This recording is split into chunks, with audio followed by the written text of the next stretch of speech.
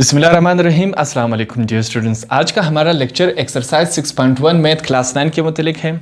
इस लेक्चर में हम एक्सरसाइज 6 स्टार्ट करेंगे। काफ़ी इंपॉर्टेंट एक्सरसाइज है ये। हर साल क्वेश्चन एग्ज़ाम में आपके पास इस एक्सरसाइज से क्वेश्चन लाजमी आते हैं। ये वाला जो क्वेश्चन है ये भी काफ़ी दफ़ा आ चुका है आपके एग्ज़ाम्स में। तो ये है तो काफ़ी सिंपल, काफ़ी आसान है ये वाला एक्सरसाइज। कुछ 11-12 इसके सवाल हैं। काफ़ी इस एक्सरसाइज के 6.1 के काफ़ी इजी है, मगर हर साल इसमें से क्वेश्चन आता है। 2-3 इसमें फार्मूले इस्तेमाल होंगे, वो मैं आपको स्टार्ट में लिखवा देता हूँ। वो फार्मूले हम पहले इस्तेमाल कर चुके हैं। ऐसा नहीं है कि आपको न्यू फार्मूले दिए गए, पिछले एक्सरसाइजेज में हम इस्तेमाल कर चुके हैं। पिछले अगर एक्सरसाइजेज आपने वीडियो देखी होगी और अगर आप वो समझ चुके होंगे तो आपके लिए ये काफ़ी आसान है। तो वो मैं लिखता हूँ आपके लिए। कौन से हमारे पास है? सबसे पहले मैं लिखूँगा एक फार्मूला हमारे पास है a² - b²। ये किसके बराबर होता है? a + b और a - b। एक फार्मूला हमारे पास ये हुआ। ये हम काफ़ी दफ़ा इस्तेमाल कर चुके हैं। अब दो और फार्मूले हैं, वो कौन से हैं? a³ + b³। अब ये वाला जो फार्मूला है ये भी हम इस्तेमाल कर चुके हैं। इसका क्या आएगा? a + b a² - ab + b²। एक ये हो गया। और इसी का जो नेगेटिव वर्जन है वो देखें, a³ - b³ हमारे पास क्या आएगा? a - b a² + ab + b²। तो ये 3 फार्मूले हैं। इन 3 फार्मूलों की मदद से हमने ये वाला एक्सरसाइज मुकम्मल हल करना है। तो आप अपने स्टार्ट में ही ये कुछ फार्मूले लिख लें। हमने इसमें इस्तेमाल करने हैं। इन क्वेश्चन में हमने HCF फाइंड आउट करना है। HCF अगर मैं आपको डेफिनेशन से समझाऊँ कुछ समझ नहीं आएगा। अगर मैं आपको प्रैक्टिकली करके दिखाऊँ, ये क्वेश्चन सॉल्व करके दिखाऊँ, तो आपको आसानी से समझ आएगा। तो सबसे पहले हम इस क्वेश्चन को सॉल्व करते हैं। तो क्वेश्चन नंबर 1 हमारे पास है, find the HCF of the following polynomials by factorisation. ये जो हमारे पास पॉलिनोमियल है इसका हमने क्या मालूम करना है? HCF। किस मदद से, कौन से तरीके से? फैक्टराइजेशन मतलब इसको खोलना है, इसको तोड़ना है, इसको हिस्सों में करना है हमने। तो ये काफ़ी सिंपल क्वेश्चन है। सबसे पहले इस वाले साइड को देखें, यहाँ पर हम लिखेंगे 5x³ y² = ये देते हैं। अब 5x³ x² को देखें हम किस तरह लिखते हैं? 5 × अब मल्टीप्लाई और x में आपने पहचान करनी है, ठीक है? ये x², ये x है और ये मल्टीप्लाई का निशान है। फिर मल्टीप्लाई x, फिर मल्टीप्लाई y²। अब देखिए, अगर इसको वापस मल्टीप्लाई किया जाए तो ये बनता है। हमने इसको हिस्सों में लिखा, हमने इसको थोड़ा सा खोला ताकि हमारा जो जवाब है वो आ सके। अपनी आसानी के लिए, क्वेश्चन को सॉल्व करने के लिए हमने सिर्फ इसका शेप चेंज किया। अगर ये वापस मल्टीप्लाई किया जाए तो ये फॉर्म बनता है 5 x² और x² क्या, एक x क्या हो जाएंगे? अगर बेसिस सेम हो मल्टीप्लिकेशन में तो पावर क्या हो जाएंगे? 8। एक यहाँ पे होता है 2 और 1 कितने हुए? 3। तो x³ वापस हुआ और y²। तो हमने सिर्फ इसका शेप चेंज किया अपनी आसानी के लिए ताकि क्वेश्चन सॉल्व हो। अब अगला देखें, 20x² y³। अब 20 को हम किस तरह लिख सकते हैं? 20 को हम लिखेंगे 5 × 4। 5 4s are 20। फिर मल्टीप्लाई लगाएंगे, x² को सेम एज इट इज़ लिखेंगे, मल्टीप्लाई बाय y³ है हमारे पास। अब क्यूब को मैं इस शक्ल में लिख सकता हूं। अब जब इस वाले हिस्से को वापस मल्टीप्लाई किया जाए, देखो 5 4s are 20 x²। अब y² यहाँ है, एक y यहाँ है। जब मल्टीप्लाई होंगे तो पावर क्या हो जाएंगी? 8 हो जाएंगी। 2 और 1 कितने हुए? 3। तो y³ हो जाएगा हमारे पास, वापस सेम एज इट इज़ आ जाएगा। अब देखिए, इनमें से कॉमन, दोनों में से कॉमन कौन सी चीज़ें आ रही हैं? हम कॉमन अलग करते हैं।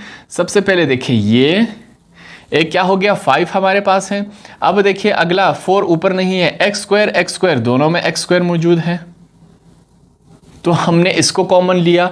अब y² और y², ये हमारे पास कॉमन हो गए। तो हम यहां पर, हमारे पास कितनी चीजें आई कॉमन? 3 चीजें कॉमन आई। तो यहां पर हम लिखेंगे HCF कौन सी है? 5। अगला है x², y²। तो ये हमारे पास पहला आंसर हुआ। सेकंड क्वेश्चन को सॉल्व करते हैं। ये भी उसी प्रोसीजर से हो रहा है, काफ़ी सिंपल क्वेश्चन है। तो सबसे पहले इस वाली साइड को हम सॉल्व करते हैं। हमारे पास क्या आता है, यहाँ पर मैं लिखूंगा 26 a का क्यूब, b का 4, c का स्क्वायर। सबसे पहले हमारे पास ये है। अब 26 को देखते हैं हमारे पास किस टेबल में आता है। यहाँ पर मैं लिखूंगा 26, यहाँ पर क्या आएगा 2 1 जार 2 3 जार 6, क्या आया 13 1 जार। तो क्या आया, यहाँ पर मैं लिखूंगा 2 मल्टीप्लाई बाय 13, ठीक है। फिर मल्टीप्लाई लगाएंगे। अब हमारे पास क्या है, a का क्यूब। a का क्यूब को हम क्या लिखेंगे, a का स्क्वायर मल्टीप्लाई बाय a। अब b का क्या है, b का 4 है। b का 4 को हम क्या लिख सकते हैं, b की पावर 4 को हम b का स्क्वायर मल्टीप्लाई बाय b की पावर स्क्वायर, इस तरह लिख सकते हैं। और c का स्क्वायर को सेम एज इट इज लिख लेते हैं। हमारे पास इस फॉर्म में आया। नेक्स्ट अब इस वाले साइड को देखते हैं। इस वाले साइड में हमारे पास क्या है, 65 a का स्क्वायर, b का स्क्वायर, c का 4 पावर, ठीक है। अब 65 को देखते हैं हमारे पास किस चीज़ में आता है, कौन सी टेबल में आता है। यहाँ पर मैंने लिखा 65। अब देखिए कौन से टेबल से हो रहा है, 5 की टेबल से करते हैं। 5 1 जार 5, 1 रह गया तो 1 जब उस तरफ जाएगा क्या हो जाएगा, ये 15, 5 3 जार 15, ठीक है। 13 1 जार 13। तो अब यहाँ पर हम क्या लिखेंगे, 5 मल्टीप्लाई बाय 13 क्या हो जाता है, 5 13 जार 65।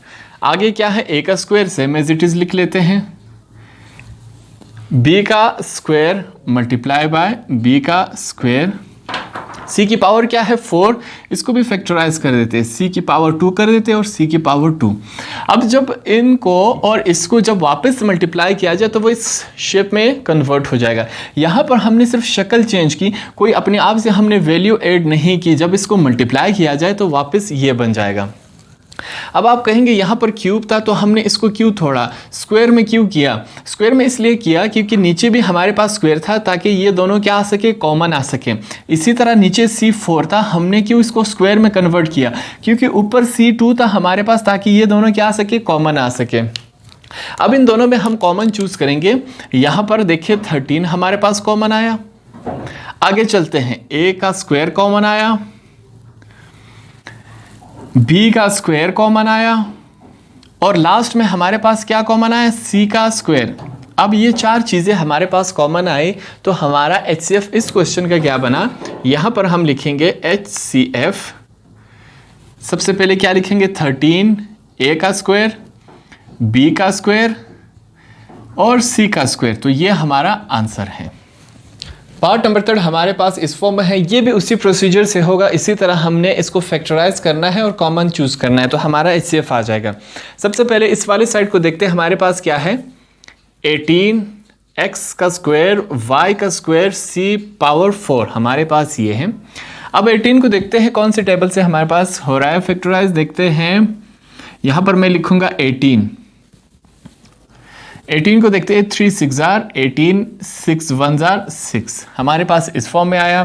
तो यहाँ पर हम लिखेंगे 3 मल्टीप्लाई बाय 6, x का square same as it is लिखेंगे। क्यों, क्योंकि यहाँ भी x का स्क्वायर है, हमने इसके साथ मुआवजा करना है। तो यहाँ पर हम लिखेंगे मल्टीप्लाई बाय x का स्क्वायर सॉरी y का स्क्वायर को सेम एज इट इज़ लिखेंगे, y का स्क्वायर क्यूब, y का square same as it is, यहाँ पर क्यूब है तो क्यूब वाले को हम स्क्वायर में कन्वर्ट कर देंगे। मल्टीप्लाई बाय c की पावर क्या है 4, इसको सेम एज इट इज रहने देंगे क्योंकि यहाँ c की पावर 4 है तो उस साइड में भी c की पावर 4 है, तो स्क्वायर में लाने की ज़रूरत हमें बिल्कुल नहीं है। नेक्स्ट स्टेप अगला देखते हैं, 24 x square y cube c की पावर 4। अब इस वाले साइड को देखते हैं, हमने यहाँ लिखा, इसको फैक्टराइज करते हैं। पहले 24 को, 24 मैंने लिखा, यहाँ पर मैं लिखूंगा 4 6 जार 24, 6 1 जार 6। तो हमारे पास क्या आया, 4 मल्टीप्लाई बाय 6। आगे क्या है, x का स्क्वायर, इसको सेम एज इट इज लिखेंगे, x का स्क्वायर, y का क्यूब है, इसको स्क्वायर में कन्वर्ट करेंगे। क्यों कन्वर्ट करेंगे, क्योंकि ऊपर भी स्क्वायर है, तो यहाँ पर लिखेंगे y का स्क्वायर मल्टीप्लाई बाय y। अब ये जब आपस में मल्टीप्लाई होंगे, 2y ये हुआ और 1y ये, तो क्या हो जाएंगे 3y, y का क्यूब फिर से बन गया, मल्टीप्लाई बाय c की पावर 4 हमारे पास इस फॉर्म में बना। अब देखते हैं HCF हमारा क्या बना। हाईएस्ट कॉमन फैक्टर हमारा क्या बना, अब इनमें से चूज करते हैं।